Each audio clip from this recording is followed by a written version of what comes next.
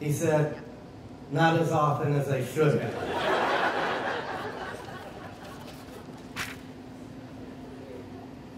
By the 1st of February, we played 17 games. We had won 2 of those games. Thank God for Grace Bible Institute. We had 8 games left. The schedule was getting tougher.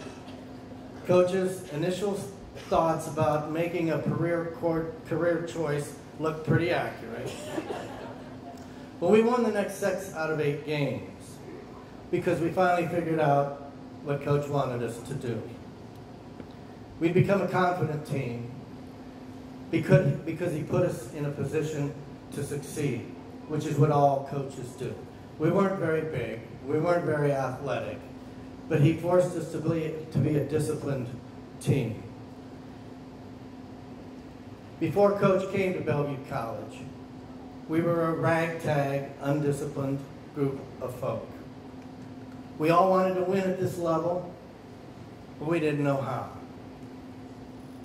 Coach taught us how to be a team. He taught us how to win. We became proud of ourselves. We became proud of our team, our coach, and our school. The next season, we were a team to contend with in just 1 year. And we weren't world beaters, but you had to play well to beat us. One of the best stories that has gone around and round over the years is the game at Midland College. It was a close game, a very physical game, a very rough game. State colleges weren't used to the ragtag Bruins beating them. So we actually played in a game where the refs were homers. Prior to that, it didn't happen to us because they were going to beat us anyway. Coach was upset with the officials because he felt they were losing control of the game and one of us might get hurt. In the 3rd overtime, a foul was called on us. Eddie is standing at the top of the key, and he starts mouthing off to the refs. They give him a technical. He kept going. They gave him a second technical. He kept going. A third technical. The ref started to approach him. Coach got up and said, "Get away from my player." Coach gets a technical. Eddie gets thrown out. Coach turns. He kicks the metal chair up into the stands. There's 30 seconds to go in the game. He looks at us, all on the bench, because we'd all fouled out. We only have 4 guys left now because Eddie got thrown out. He says, "Let's go." I said, "Coach, there's 30 seconds. Let's go." Okay. So we all got up. We're walking out. This has never been done before. Okay? The fans are throwing stuff at us. Hot dogs, ice, popcorn. The AD from Midland comes running over to Coach.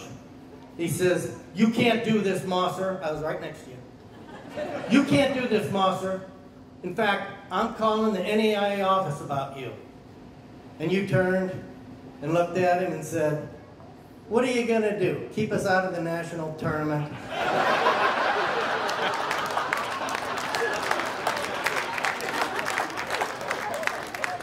And we walked out of the gym. The next day, the Omaha World Herald headline read, "Midland wins in 3 OTs. Bellevue exits early." A legend was born. Okay, road trips. There was always a lot of fun on road trips and the bands. We had a lot of fun doing things there. A baseball trip we did to Clarinda. This goes back 1st or 2nd year. I can't remember when it was, but some of the guys decided they needed to moon on the way back from Clarinda. Now, the vans have Bellevue College all over the sides of the vans, and I can't imagine how or why, but Coach got a couple calls complaining about people having mooned on the way home from the game, and there were no fingerprints, but I can assure you there were prints. And you know, it was like, what were we thinking? But I mean, what were they thinking? I wasn't on that. Yeah, that was baseball. One more baseball story for you, and by the way, baseball at that time, our southern trip was down to Peru State.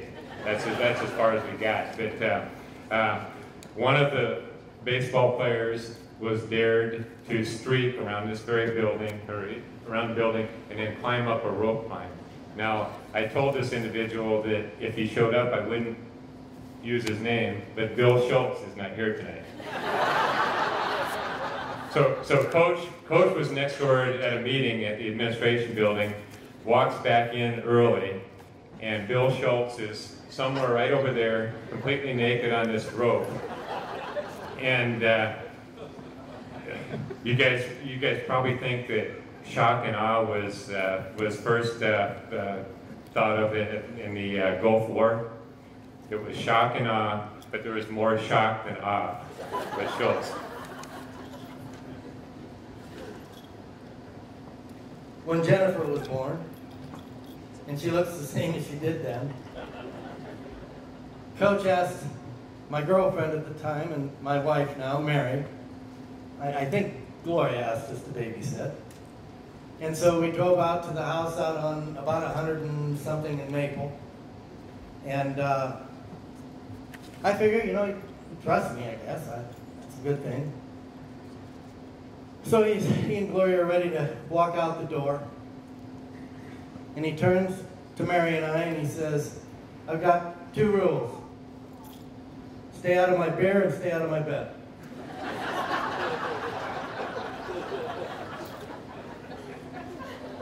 Then he stuck his head back in and he said, Kevin, don't marry her.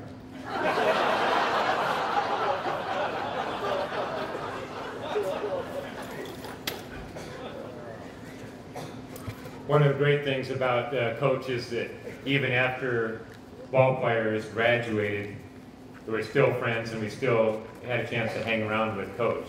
And one of the fun evenings that I remember, we had a birthday party up at Becky's and my house in October.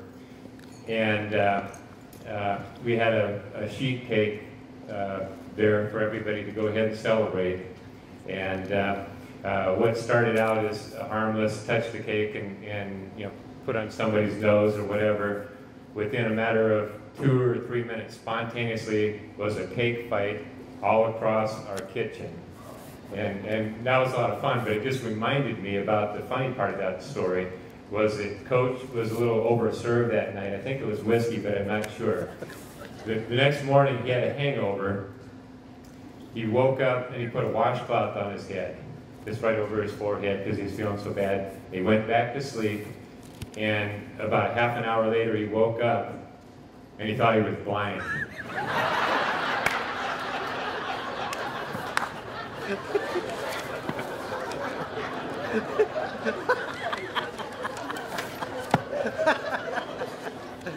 Okay. In addition to the funny memories, and we all have so many of them, again, share them. He loves it, and we love it too. We received, coaches received a number of congratulatory letters, and a couple of them from Joe Apps and Dan McLaughlin, who now coaches. He's a head coach at Wayne State. Dan, I know you're back there. Stand up. Joey's not able to be here. Dan.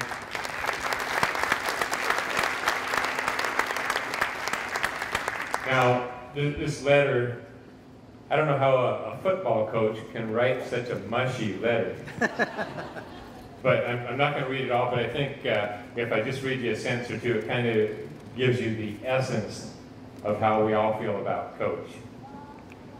Dear Coach, it's funny that I am calling you Coach. After all, I'm 57 years old, but I could never in my wildest dreams think of calling you Jared. You were and always will be my coach. And I think when anybody hears the word coach, in the city of Bellevue and certainly around the Bellevue campus, they hear that name and they think of it in very, very high regard. So Dan, thank you for that.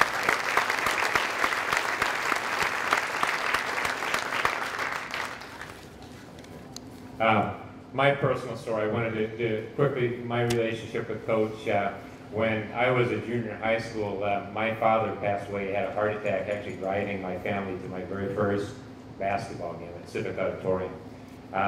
And I had a little bit of a mad at the world attitude and wasn't always making the best decisions. Between my girlfriend at the time, now a wife of almost 36 years, Becky, and Coach, they kept me on the straight and narrow. And I can remember after just a couple games, oh, by the way, advice Coach gave me, the only advice that he gave me that I did listen to was, don't marry that girl. There's a common theme there also. But I do remember first couple games as a freshman, I didn't get a chance to play very much. And if you happen to see back then, the pictures, everybody had real long hair.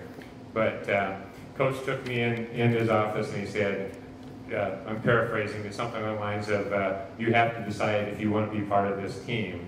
And he said, if you work hard, and if you get your hair cut, and you promise only be a passer and never shoot the ball, you will get more playing time.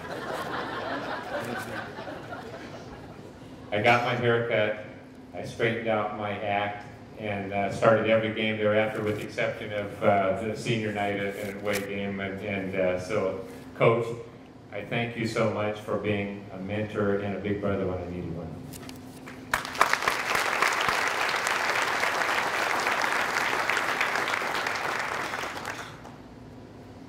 I would be remiss if I didn't mention tonight one of the great players that played here, came in Coach's third year. His name is Greg Smith. His son just finished his career at Colorado State, played in the NCAA tournament, and made it to the round of Sweet 16? Yeah. Greg's the best ball player I ever played with. And Greg died this past August of pancreatic cancer. He'd have been here tonight with us, had that not been the case. A great friend, not a time that I didn't see him that we didn't hug each other. A dear person. I talked to his son, Greg Jr., at the wake service. And I told him, you're a great player, but your dad was better.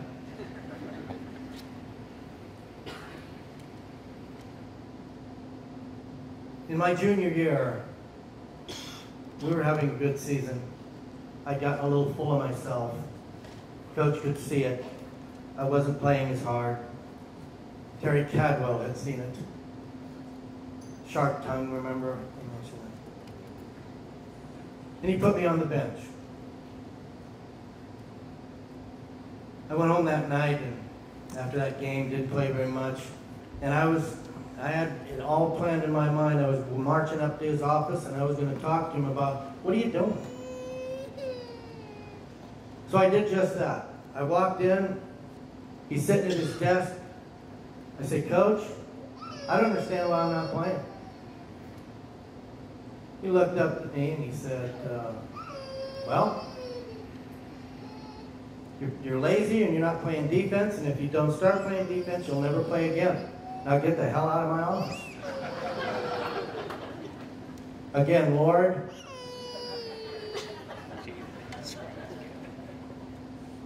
this whole don't marry that girl thing, this common theme, there isn't a time, even today, that we're together, or Mary and I will be talking to him on the phone like we were Thursday night, that he won't say, I told you not to marry her, Kevin. It's the same with Buzz and Becky. I finished in May of 1975, and I was a little lost. My identity was basketball. My identity was Bellevue College at the time. And to a young man, that's important. So I was a little lost. I didn't know what I wanted to do. I had about 15 hours left, one semester here, but I kind of wanted to teach and coach. But I decided to go to work for a while. In the middle of October, I remember standing in my parents' home and the phone rings. It's about 9:30 at night, and it's Coach.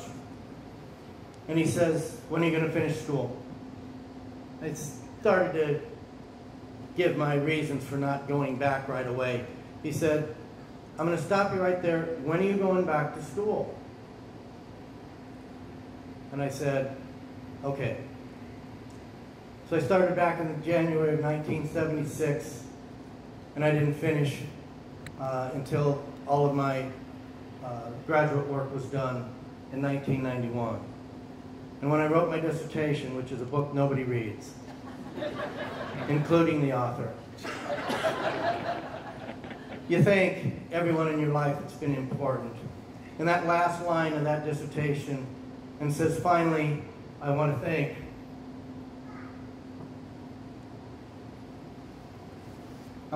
Jerry Mosser. He taught me how to believe in myself." What is it about him? What is it about him that emits a love response from us? I've thought a lot about that in the last few years, and more intently and intensely in the last few months. And I come up with two words: trust and presence. All long-term relationships are based on trust. The man can't lie, he can't cheat, he can't steal, he can't deceive. He may say some things to us that we don't want to hear, but we know it's his honest feelings. But mostly, it's his presence. Graduations, weddings, funerals, hospital stays, the best times and the worst times.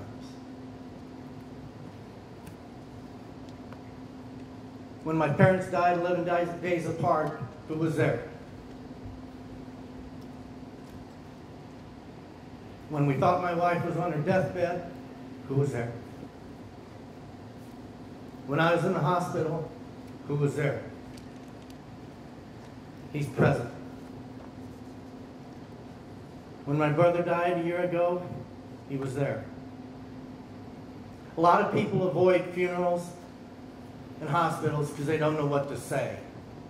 And what he's taught me is it doesn't matter what you say. It's that you're there. And that love that he brings in his presence.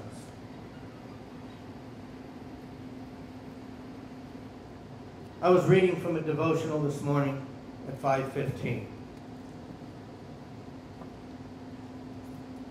The same exact thing happened to me 2 years ago when we were recognizing a dear friend. But believe it or not, it speaks to presence. April 20th, 2013. A caring presence has profound power. Undergoing a recent surgical procedure, I noticed the contrast between medical personnel who were efficient but distant and those who offered a warm, empathic attention. It was a difference between being treated and being blessed. Thank you, God, for those compassionate presences that bring us healing and life. Help them feel your love as they care for us. Coach, you have blessed my life for 41 years. May God bless you for the remainder of yours.